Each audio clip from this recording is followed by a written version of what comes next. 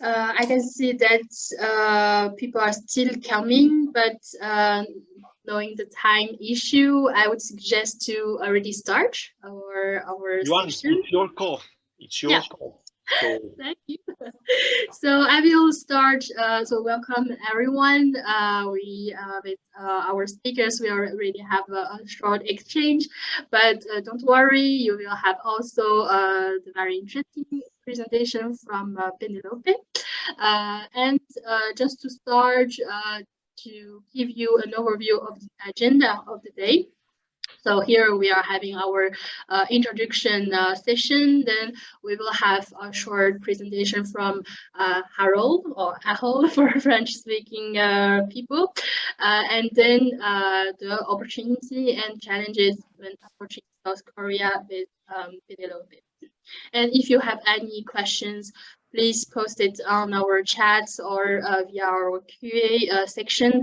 So we will be happy to answer you after our presentation. Just a quick word on our project. So we are an EU-funded project, in which we are 5 clusters that are helping our SMEs to develop their internationalizations.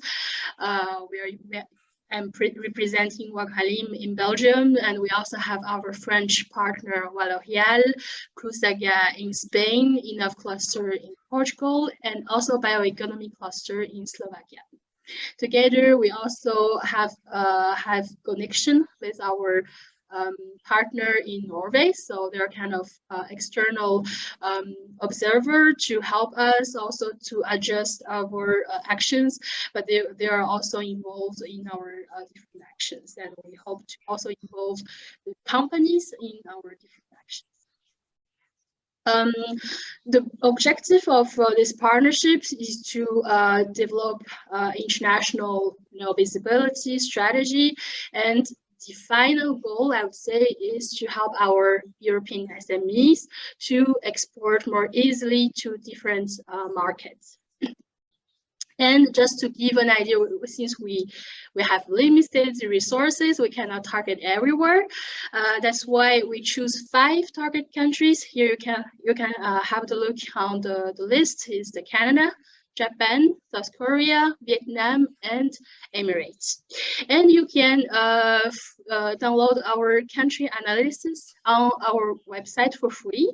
So please do not hesitate to have a look on these different insights, which were produced especially for 3 target groups. So SMEs that are in the healthy food sectors, that are in bio-based techno-functional ingredients and solutions also, so the service provider side, and also the sustainable bio-solutions, more approaching the agri-food, agriculture technology side.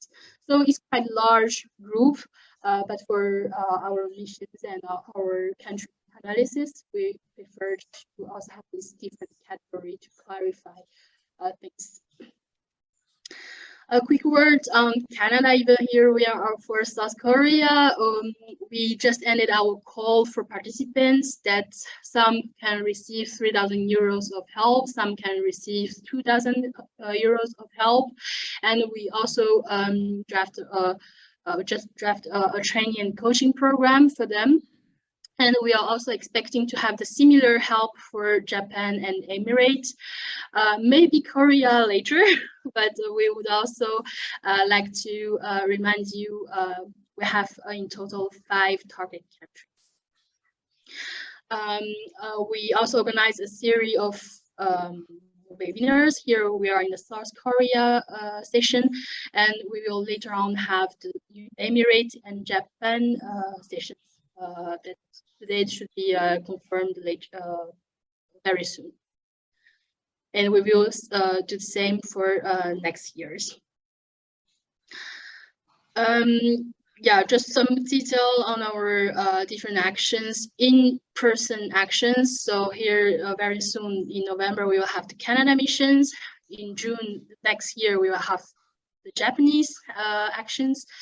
And in January 2024 is the Emirates mission.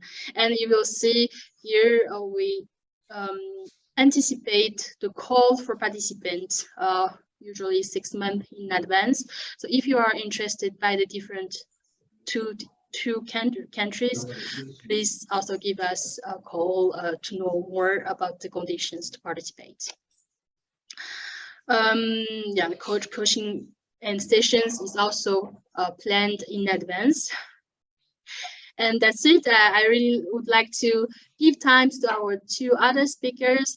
So I will end up my presentation here. Thank you again for being here. We will share the video on our YouTube channel also. So please do not hesitate to also review it later on. And I give the floor to Harold. Thank you, Yuan. Thank you very much. So before I introduce you our company and our guest speaker, I would like to share a personal thought. And every day, I think it's more important for me to try to do something that's good for the world. It's like a pro bono. I think everybody is moving into this direction. And what I have no doubt is that the Farm to Fork Health Matter program definitely help us move in that direction. And what is great is that you can get a perfect marriage between work and doing something for, you're doing something for the planet. You're really moving towards what we all want, which is sustainable growth.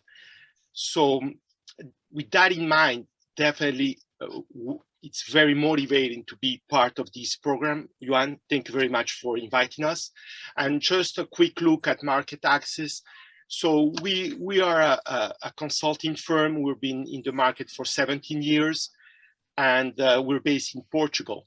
And we do one thing and one thing only, which is internationalization.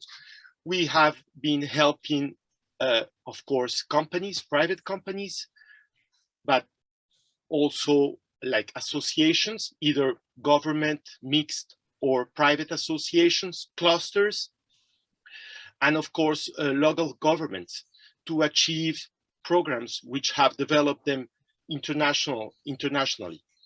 With that in mind, of course, we have developed a network of partners around the world. We've been active in more than 1,600 missions taking place in over 60 countries. So our Korean partner, which is IRC Consulting, it's present with us today. And just before giving the word to my guest speaker, because I know she has a lot to say and we have the questions to which she will bring a lot of knowledge. That's why I'm doing this very short. But before giving her the opportunity to speak to us, I just want to say that she is a very special person in the sense that she has lived over 20 years of her life, and I'm not going to reveal her age here, okay? But in South Korea, she lived while she was a kid and in the last 14 years. So what's great is that she has this grasp of what is South Korean culture, what's important for them, and of course, being an American citizen, a Western citizen, she knows also what can we expect from business and from engaging in South Korea commercially. So she has a lot of information to give us. So let me not take any more time and leave you with Penelope Ritchie Kim. Oh, thank you very much, Harold. And thank you so much, Yuan, for inviting me, for the opportunity today and helping me iron out all my little technical glitchy issues before we got on here. I'm here in Seoul. What a wonderful thing is technology that I'm joining you from the capital city of South Korea at 5 in the afternoon on a sunny June day. And you all are in various places all over the world. But my hope today is that I will take you on a bit of a journey, historically, culturally, and I will whet your appetite to do more, get to know the Korean market more, especially as it pertains to agri-food sector and business opportunities. I here at IRC Consulting because I think that Korea is a great market, and so with lots of opportunity and potential for lots of SMEs in the food sector. So without further ado, let me try to share my screen and get us started here. All right, let's see. Okay, you have to tell me if it didn't work, Yuan. You just need to change the setting display. I need to swap the presenter view. There we go. Okay. Indeed. Thank you for the help. All right. Not yet from my side. Can you just re-click on it to the same thing? Sure. Okay. Did that work? It's a little bit slow. Okay. Is this change in your side arrow? Because from my side, it's still on the presentation mode. No, it didn't change. It didn't take the full screen yet. Okay. Okay. Oh dear. So we did again it before, and now it's playing a game on us. Display settings, swap it again. No. Wow, this is not working. Not working. Maybe restart again. Already sorry for that technical issue. Yes, sorry everyone. Okay, I will stop sharing. Okay, and I'm really not sure why it's acting up today. PowerPoint slideshow, Technology is good when it works. So that's good. I think we have it. Oh, great. Wonderful. Great. Yeah. That looks right now? Okay. Yes, it's perfect. Thank you. Apologies. I'm definitely better at talking about the Korean market than I am at sharing my screen. So anyway, today, this is just the introductory slide to my session. But first and foremost, let me introduce where I work, which is IRC Consulting. And that's a lovely bird's eye view of Seoul, Korea. Our office building is here on the left. IRC is a business development consultancy that's focused only on Korea market entry. Market entry and business opportunities, but only on the Korean market. We have 6 experienced consultants here. We have a lot of insight, and we have fluency in language, and we have a great understanding of Korean culture that comes from our 40 years in business. Not me personally, I'm not going to give it away, but I'm definitely not that old. But we have handled all kinds of clients over the years, large, small, private, government organizations, at discovering and pursuing opportunities in the Korean market.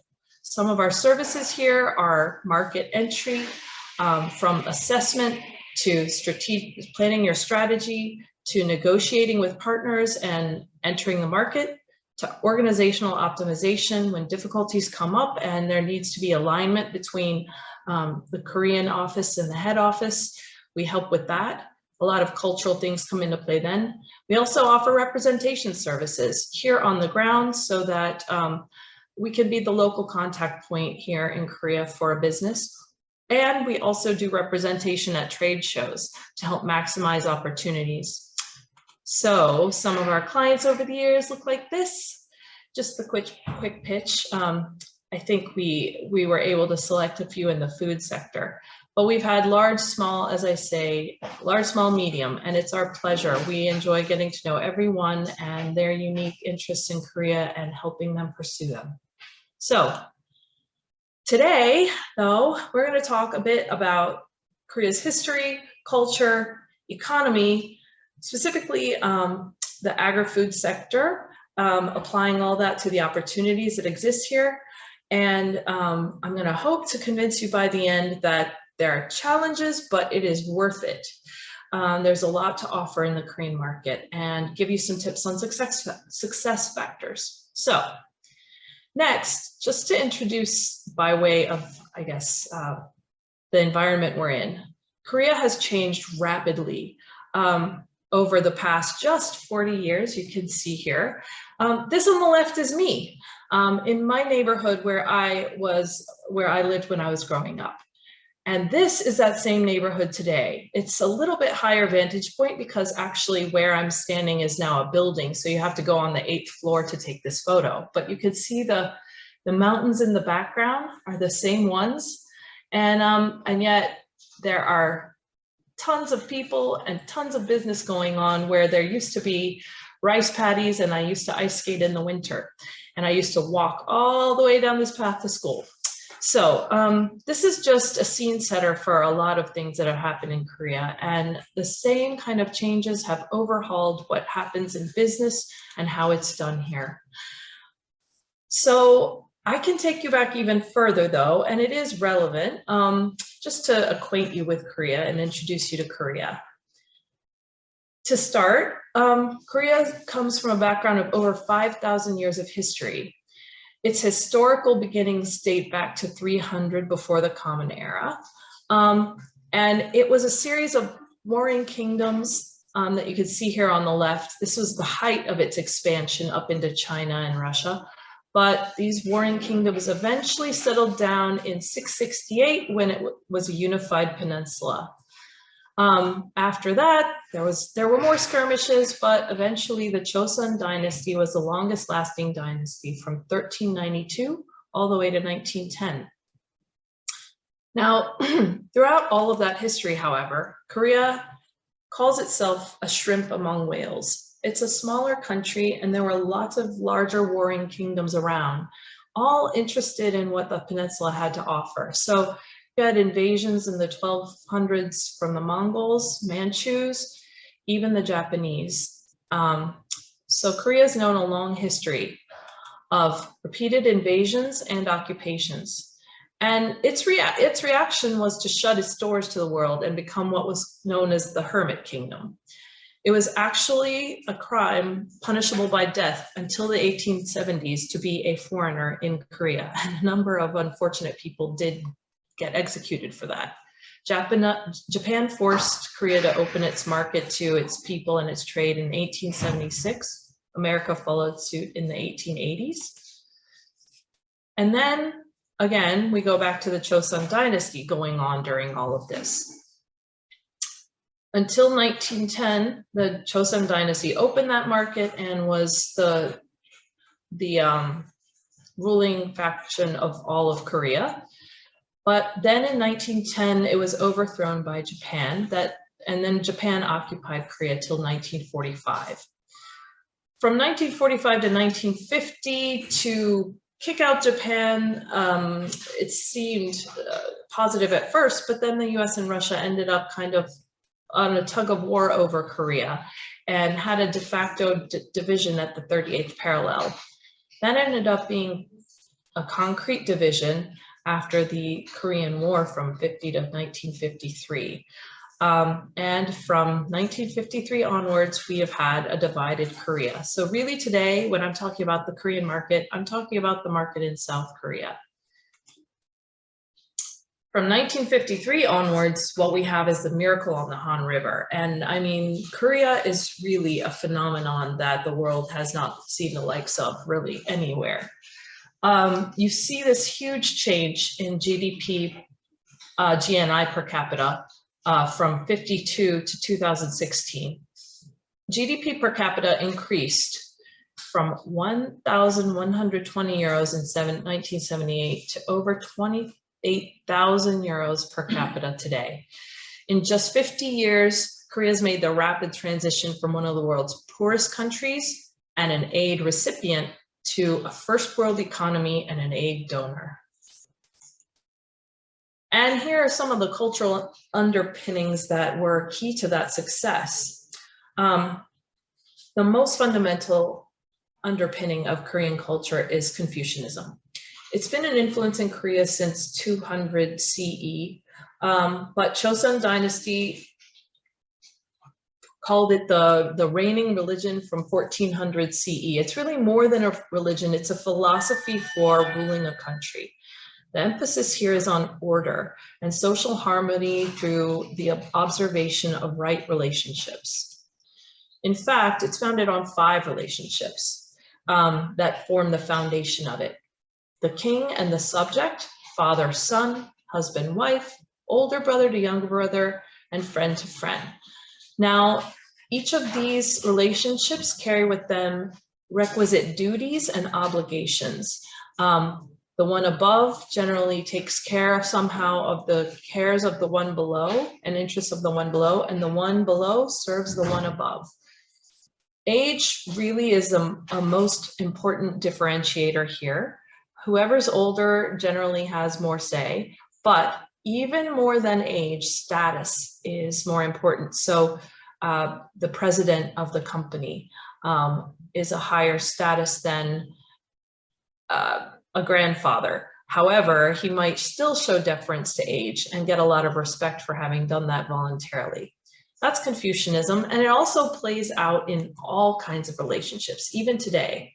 For one thing we see is vertical relationships in the workplace and in commercial relationships. Someone is always going to be the one with the senior interest, and someone is going to be the one with the junior interest. So the employee is a junior to the boss, and the supplier is the junior to the customer. The customer is senior. So that's why in Korea titles are very important. And that's why in Korea someone might ask you what year you were born or what your age is. It's not rudeness. They're trying to figure out how much respect they need to give you to treat you appropriately. That's because Confucianism, above all, emphasizes proper relationships. I put together at the bottom this thought here, that this analysis that relationships plus this habit of putting others above oneself to serve means Koreans really do provide amazing service, and they also expect it. That's what they've become accustomed to. It's a real plus being a customer in Korea. However, society is changing. Right now, we have some family influences. For one thing, there's a rapidly aging population paired with the lowest birth rate in the OECD. Young people are rejecting marriage and living single lives. So we have a weakening of the importance of the family unit, which is one of those fundamental building blocks of Confucian society. And you have this strange reversal where there's one child and there's 6 adults adoring this young child. Normally, the adults would have the higher status and better treatment, but the reversed focus is now on the young in the family. Additionally, you have a shift to individualism. Koreans are becoming more aware globally of how other countries live and what they have and how, their desires. And they want some of those things for themselves too. Plus, the country now is not needy, and it doesn't need everyone's work for the collective to make the country succeed. Therefore, people are able to put their own goals first, and they're pursuing individual needs and desires. So that's changing a lot of things. This is also changing business, as young people are interested in less of a Confucian dynamic, so they will look at foreign firms. They're less concerned about status in an old and successful company, and they'll go for entrepreneurial opportunities. Women are entering the workplace more and more and rising in seniority. There's still a lot of wage inequality, but it's growing. And then Korea's economy doesn't need so much protection anymore. So you see this nationalistic purchasing pattern going away, and you see this huge change in the share of imported cars in the car market over just a short amount of time. So you just, in terms of that individualism, I can buy the foreign car I want, I can work where I want, and I also am going to demand better work-life balance. So these are some interesting influences. that will come to play over more of the market talk. So to move on to Korea's economy, a brief overview. Presently as of 2021, which is the last stats we got, GDP was at 1.7 billion euros, or over 30,000 euros per person. I saw some stats online that said it might be equivalent to Spain. I don't know how accurate that is, but that's quite a change for a real war-torn country in over 50 years, 60, I guess we're working on 60 or 70 years. You see the large amount of trade, huge exports, huge imports, and China is the #1 trade partner. I believe the EU is up there in the top 10. Now the population is large, 52 million. However, the population growth has halted at about 0. It's a very urban population, and about half of that population lives in Seoul, the capital city region. This has a lot of implications on food. We'll talk about it in a minute. The land area is about a similar size, perhaps, to maybe Portugal, but with a population near to Spain. So it's very high population density, about 517 people per square kilometer, and 70% of it is unsuitable for farming, thus the high reliance on imports, food imports. Korea is a trading nation. This is the proportion of exports and imports increasing so much with the GDP over the years, you can see. And this reflects the changes in how that Korean economy breaks down. It used to be in the 60s, manufacturing was a higher proportion and service economy was at 47%, with agriculture at 37%, but now you see agriculture is down to 2% of the Korean economy, where service is taking over the lead. That's reflected here too, where agro-fisheries industries are declining, down to 2% of the share of the GDP. And the agricultural population is down to 70%, and over 60% of that farming population are over 60 years old. So Korea's ties to agriculture are weakening. At the same time, the Korean diet is a huge proportion of vegetables, a growing proportion of meat, but generally the grains, vegetables, fruits take up a large proportion of it. Fish and meat, even more than meat, fish. So this translates into Korea's agri-food sector and some opportunities we can take away from this. So Korea's dependence on food imports is only growing. It's 5% of total imports for 2020, and Korea imports 50% or more of its food needs. That's not changing anytime soon. By product, it breaks down like this. Meat and dairy are the largest proportion. Fisheries are a close second. You've got grain, vegetables, and other things. So over 62% of food imports are just meat, grain, and fisheries. And for a total of 24.5 billion euros in 2020. This was an interesting chart I found that just kind of was a depiction of the proportion of different foods imported. Selecting for foodstuffs, animal and vegetable products, and byproducts. The total value was $39.2 billion US.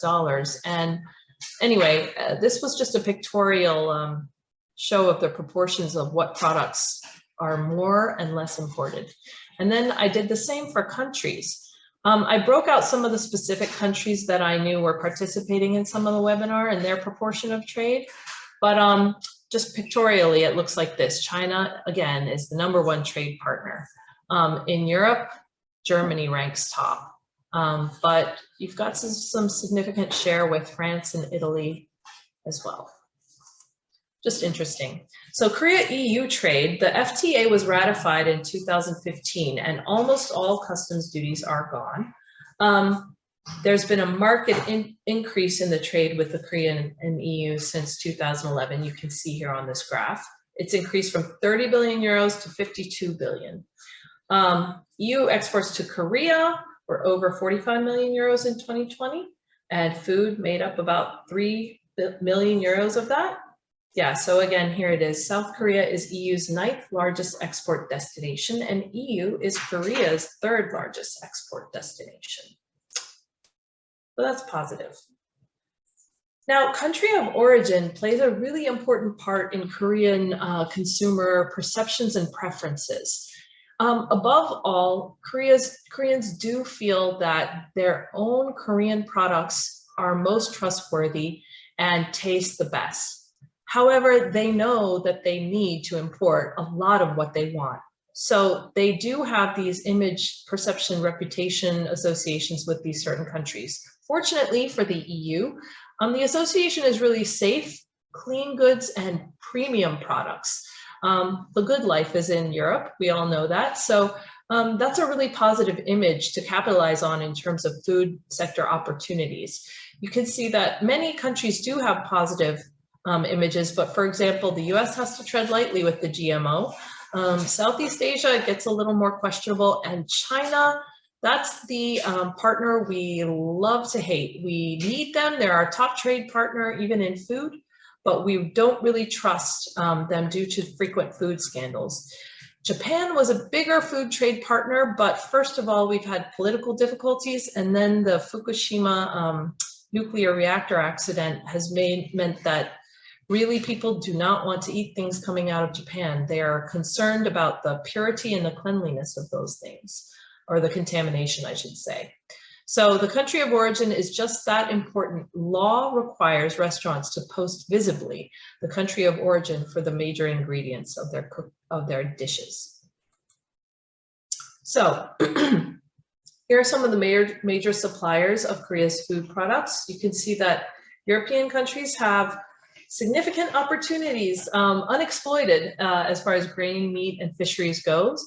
The US has a lion's share of grain and meat, but China and others dominate fisheries. I'm sure there are some European countries in there. As far as vegetables, China is the biggest supplier, and dairy, the USA, but there are quite a few European and EU suppliers in there. Significant foothold. So onward to some trends. In Korea, we've got this aging demographic, nuclear families, shrinking household sizes, young generation not getting married, and then we have double income households. Plus, there was the pandemic effect of staying in, and that led to an explosion in the ready-to-eat meals, the HMR market, which amounted to 2 trillion Korean won in 2020. People eating for health, smaller portion sizes, and shopping in smaller quantities more frequently. That sent business from hypermarkets to the local small convenience stores more and more, and online. So that huge online penetration and influence also means that consumers are highly influenced by social media. Status and image are very important of a product, or and that can really send the popularity of a product soaring, or a brand. However, that does also mean certain vulnerabilities. First, to flash and crash.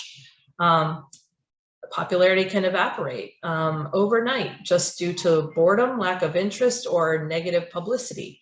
And that leads to the reputation vulnerability issue. Online comments and reviews are given and paid attention to in Korea. So it's definitely a potential minefield for someone doing business to make sure that their service and their product quality is above board all the time. More examples of consumer trends is that nowadays consumers in Korea are more affluent. And so though there are existing products that are inexpensive, they are interested in sampling and exploring premium versions of existing products. And there's a great example of that in Iberico pork. pork in Korea is traditionally the cheapest meat. However, Iberico was able to gain a foothold as a premium version for higher prices of the traditional cheap meat and became kind of an established brand with status and image that people sought in, so that more restaurants started including it on their menus and more supermarkets started supplying it for sale. Another example that recently I heard in another webinar was from a supplier was a Finnish yogurt brand.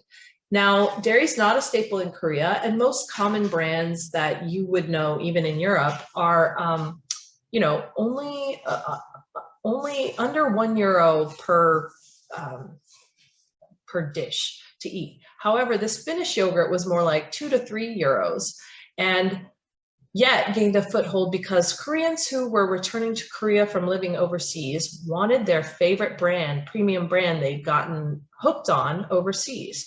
So it created a demand that now you can buy this expensive Finnish yogurt in gourmet online marketplaces and food stores.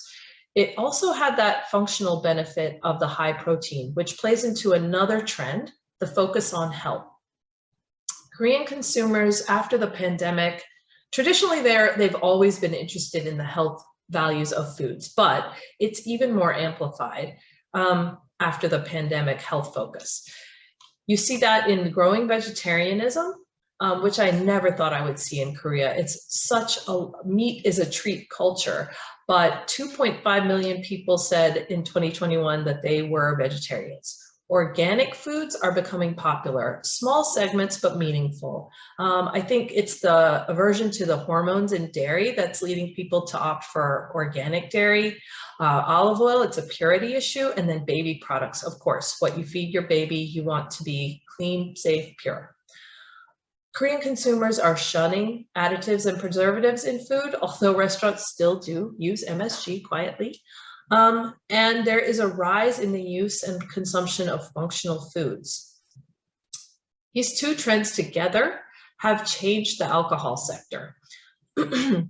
Beer, the beer market has given way to domestic, just regular beer market has given way to a higher foothold by microbreweries, premium beer, which the beer market altogether, micro and domestic, has given way to an increase in wine and spirit share as people are, for health, drinking less. So what they drink, they want it to be more gourmet, more premium.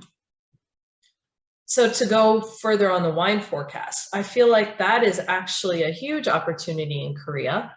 I found this interesting statistic that Korea's wine consumption was at a high of 4.3 million cases in 2019, but it's nowhere near maxed out. It's at just 0.9 liters per person, compared to 25 liters per person per year in Australia and 12 liters per person per year in the USA. So wine might be a great sector to explore with opportunities, but functional foods on that health trend are a great opportunity. They increased an average of more than 20% year over year from 2018 to 2020. And 19,825 tons of functional foods were imported or were consumed in 2020. 34% of that was imported. These are the top 5 products: multivitamins and minerals, sugar alternative plant-based sweeteners, that squares again with the health trend, omega-3 oils like EPA and DHA containing oils, fortified foods, and protein. And fortified foods are the big winner here. They jumped from 2019 to 2020 from 12th place to 4th place in consumption. All right, onward to the challenges, but what also makes Korea worthwhile as a market. So largely the resistance to imports, as I showed you with the imported car diagram earlier, is declining. Koreans may believe local produce is the best, but they want what they want, and that is only available via imports in many cases. Also, grandma's not the person on the farm anymore. A lot of people have lived in the city for more than a generation. They don't have any ties to the countryside, and they know the national economy is strong. So there doesn't need to be that loyalty to Korean produce. Trade barriers are on the decline at the same time. The EU has a very effective FTA with Korea, as do many other trade partners. And consumers appreciate the benefits of imports, more choice, better prices. And they want what they want in terms of new, innovative, and international cuisines.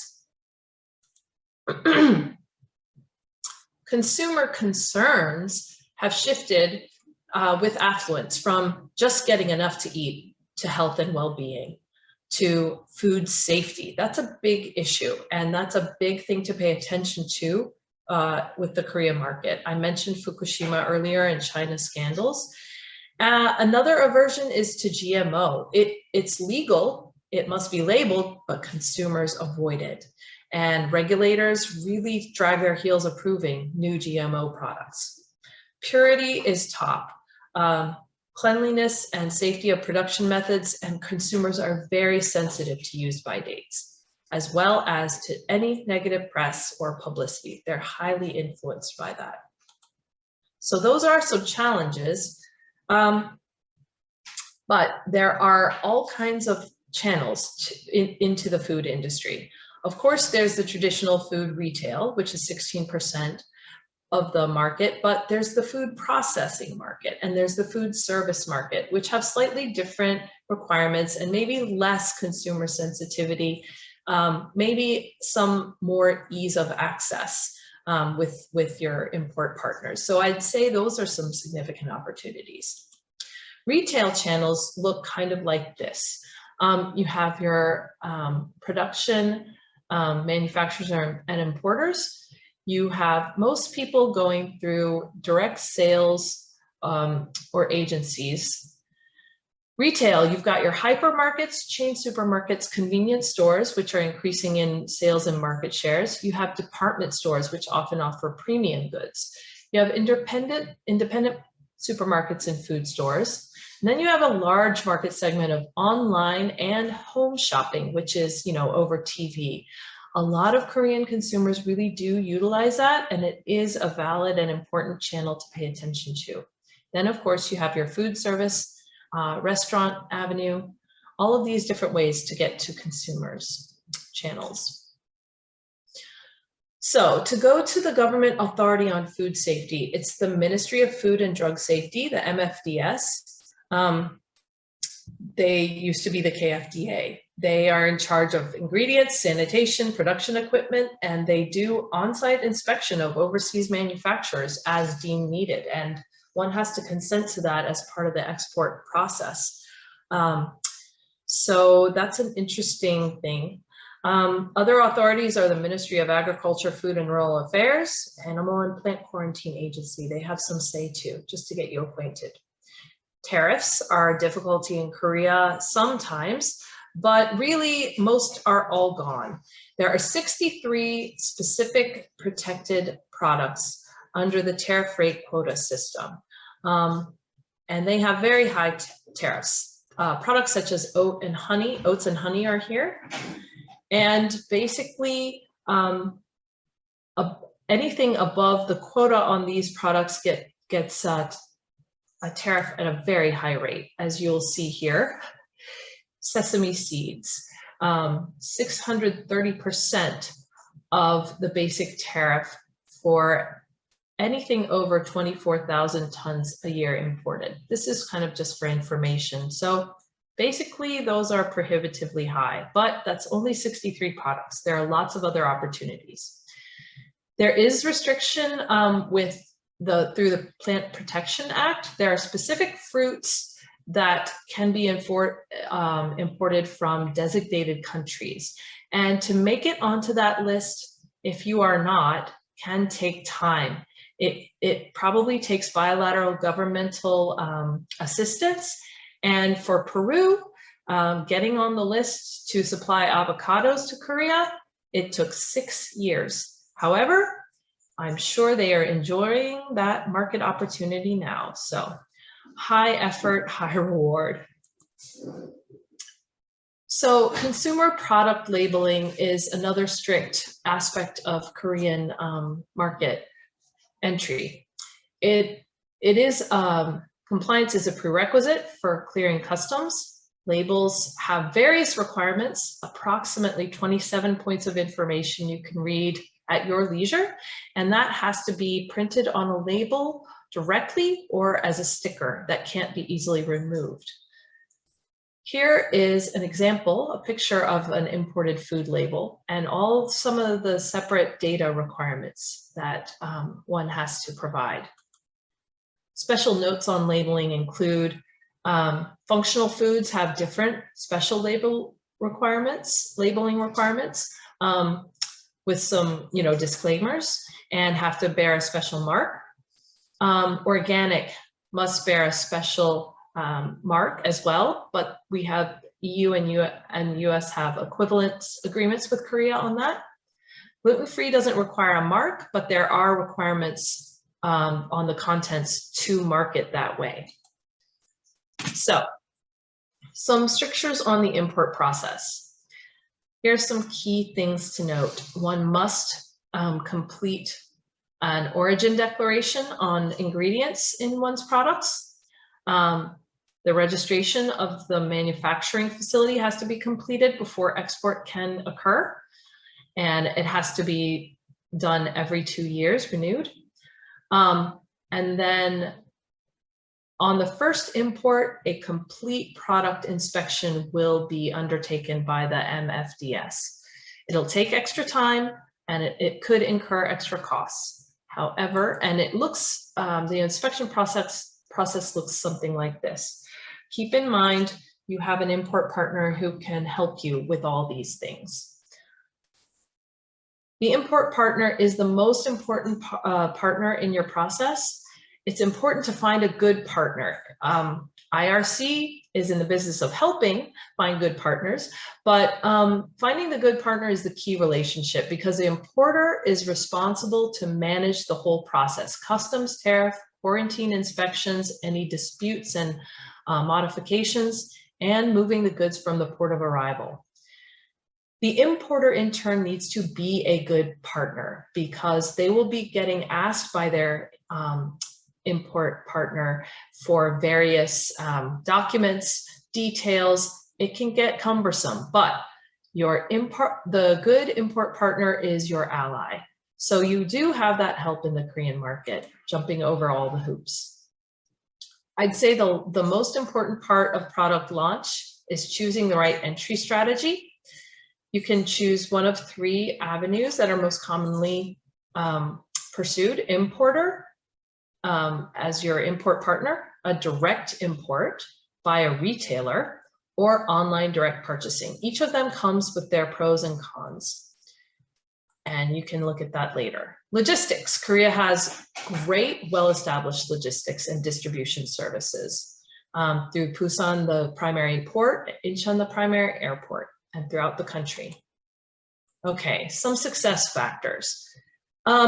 It's important to get to know the culture. It takes time and effort, and one should really demonstrate care for the consumers. It is a sensitive market and sensitive consumers, but it is well worthwhile. If you can differentiate yourself and your product through your features of your product, your service, you can go far in Korea.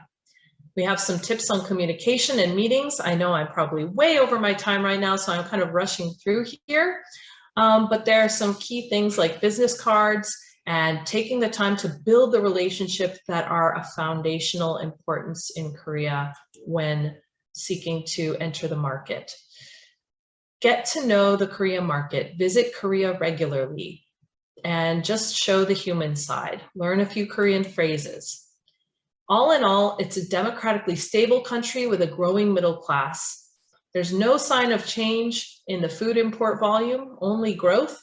And it's a compact country. You can access it through a single partner. So there's a lot of opportunity to participate in the food and functional foods market, the agribusiness market, and you always can opt to have an importer partner or a business partner like a consulting company like we provide with business entry services to help you get through it.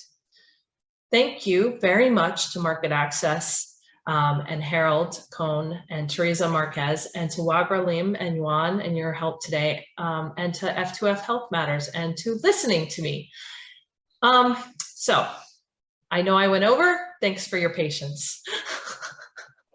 Any questions? Thank you, Penelope Various. Thank you very much. I mean, it is so interesting. So we are not cautious about time, so don't worry about that. For our participants, if you have questions, please, it's still time. You can raise your hand if you would like to save time instead of typing your questions. Otherwise, just ask your questions in the QA sections. Just launching a little bit of this QA session, I have some questions. You mentioned that South Korea imports a lot of food. There's events that companies can participate.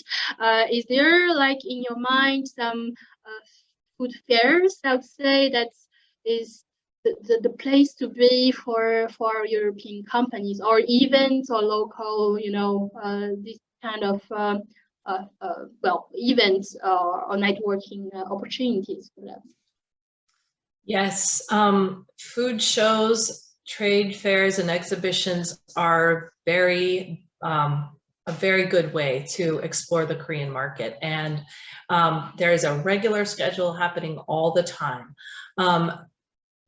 It was quieter for a while during COVID. We have seen a resurgence of the crowds and interest, and growing overseas participation too in terms of vendors. So it is a really good way to dip your toe in, investigate, maybe take the chance to set up some meetings, and there's a regular schedule. I think the Seoul Food Show just finished a few weeks back, but it comes around annually. On our website, we did recently post an article at IRC Consulting of a few upcoming shows. And I'd just say, I would suggest doing a search and finding when those dates are. It takes several months lead time to prepare. We also have represented companies that couldn't make it over here. That was particularly relevant during COVID, but there are in-country partners who can help you set up meetings ahead of your visit, make the show go better, and follow up on those meetings after. So I hope that's helpful. Yeah, the Seoul Food Show is the biggest one, and it just concluded a few weeks back. Mm-hmm. Okay, thank you. Another question is, you probably know in Western countries, there's a trend on local training to the local, you know, products. And here during your presentations, you said, well, the second generations and future generations have less contact with producers. So is this means South Korean people, they are accept having this preference on made in Korea products? They don't really care about local, well, you know, in their zone, the producer, it's direct kind of exchange. I wouldn't say they don't care at all. They do pay close attention to the origin of their products. I think it depends on what they're using it for. For example, I think for the biggest holidays, some of their most traditional dishes, they might intentionally seek out Korean red pepper powder. If the guests are very special, or it's a very special gift, they might seek out Korean beef. But it's kind of not everyday mandatory anymore. they have made peace with the fact that most of their agricultural products are going to be imported from somewhere. They might discriminate in a supermarket setting between whether they're going to buy the lettuce from China or the lettuce from, you know, another country. They might make that choice. I don't think, in most cases, I think price-wise, Korean products can't compete with imports. So they are reserved for special occasions, or if they're a niche farm product, like an organic farm product. So I'd say that's it. They have made peace and it's okay with them. Yeah. Okay, we have Thomas who would like to ask a questions. Thomas, can you speak it? Can you turn on your mic?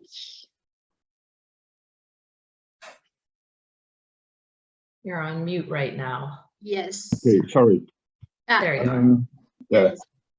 Thomas, I'm from AWEX Brussels. I'm in charge of Korean market.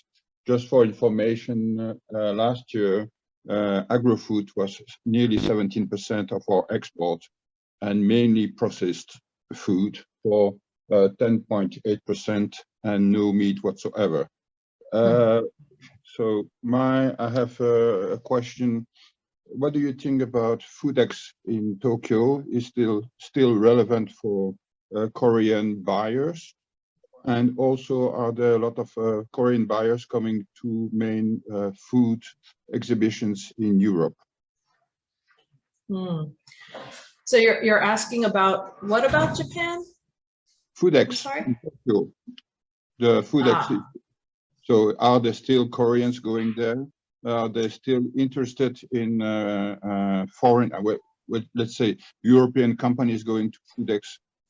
Or is that not the case anymore? I'm sure there are. You know, business is business. I think that political difficulties with Korea and Japan led to a real downturn in the trade, but that was under the previous administration. I'm not sure how much the official political difficulties are felt broadly in the population right now, because there is a new administration. Things may warm up with Japan. I think that business is happening. I think it's happening quietly, more quietly than before. I'm not sure how, I'm sure business people are going and doing business as they need. They're probably preferring trying to do business with some other entity other than Japan, in terms of if they're importing Japanese products, they might not sell as well as in other places, in other sources' products. And then, I'm sorry, you did have a second question about Belgium, actually, about Europe? Yeah, actually, we are participating every year. We were participating every year to Foodex, and to try to sell all Belgian products. And also there were some Taiwanese, Chinese, and Korean would-be customers. It was not about buying Japanese stuff for Korea, but more for. And the second question was, are they Korean going buyers for big, I don't know, big selling channels coming to Europe in order to buy and to choose European products?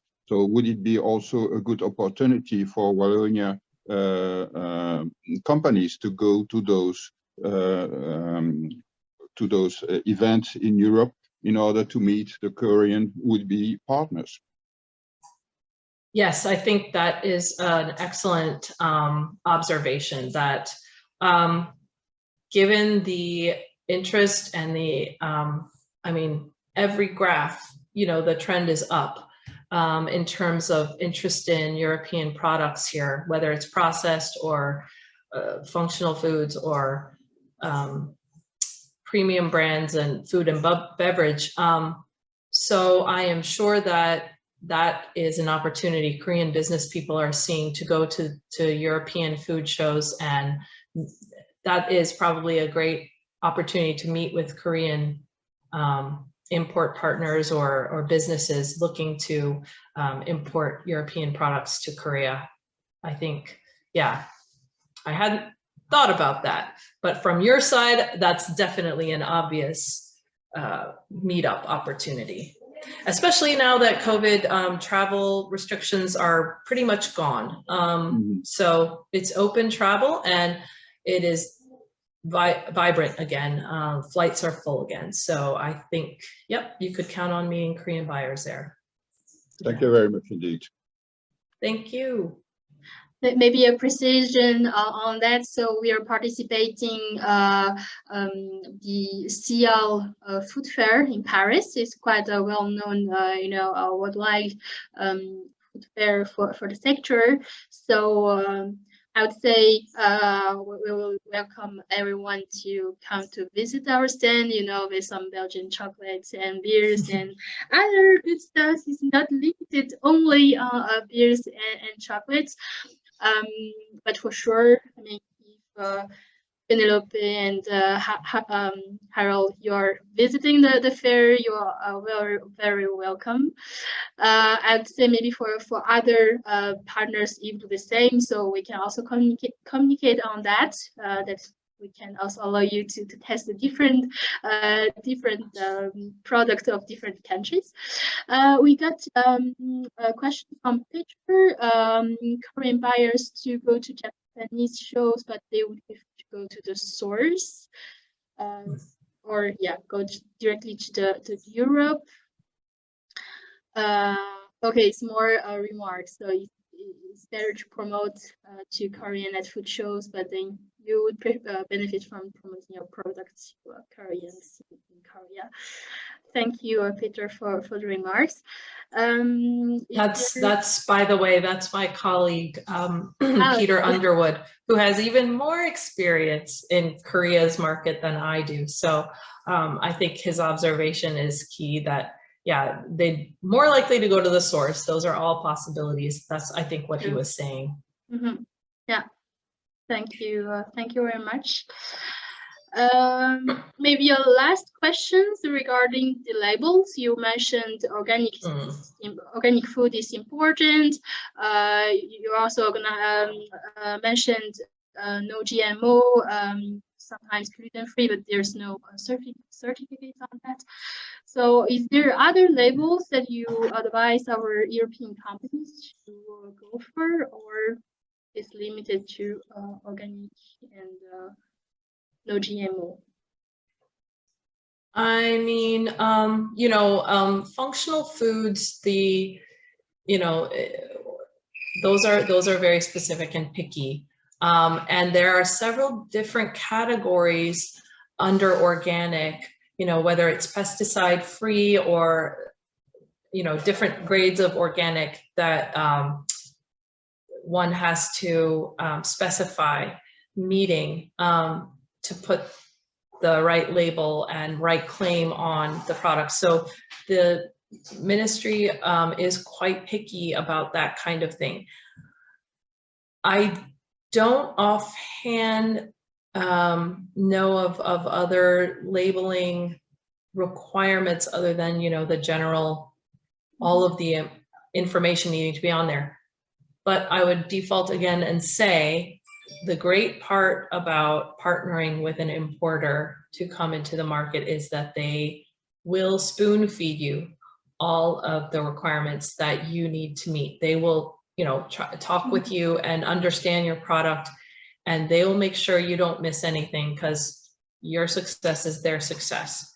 But just in general, the labeling and the claims have to be very well proven and are very strictly verified in order to be able to put that on the label. Truth in representation to the customer is the highest focus of the Ministry of Food, the MFDS. So okay, thank you.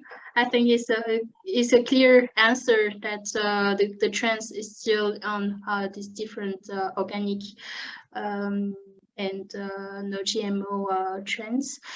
Very thank you for your insightful presentation, and I would again tell our participants that if you need help in the Korean market, please go with an expert, because they know better the culture, and Penelope is there, Harold is there, so you will have their contacts very soon by emails.